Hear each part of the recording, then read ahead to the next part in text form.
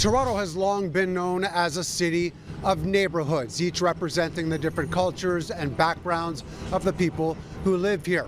Only over time, some of those areas have started to lose their identity, and now there's extra effort to bring some of that vibrancy back.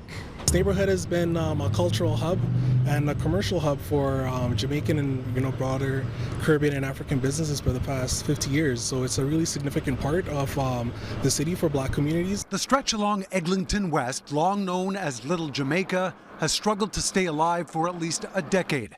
Well-known small businesses that represent the community have moved on, while grassroots efforts work hard to keep the spirit alive.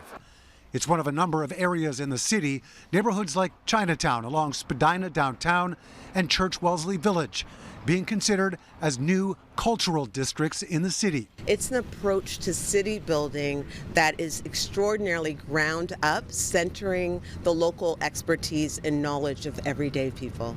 Jay Pitter calls it placemaking and has been working with the city to bring voices together to support and strengthen those local cultures. That means everything from building up small businesses and retail to creating new inclusive community spaces. It expands the notion of culture, so we include the arts and tourism, but we also recognize that mutual aid networks, sacred sites, celebration, these are important aspects to the character and the heritage and the cultural identity of communities.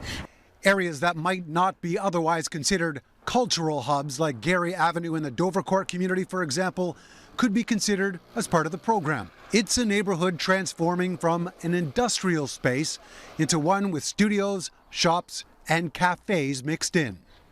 This is about what new program tools can we create that can add to all the existing tools that we already have that are doing a good job of what they do, so that we can provide more supports and care for these areas. All efforts to make up for the heritage that's slowly been lost over time, to try and recapture what once made Toronto neighborhoods special places to live, work, and play.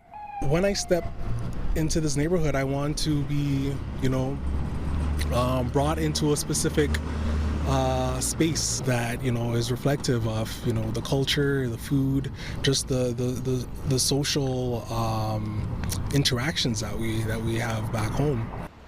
Mark McAllister, City News.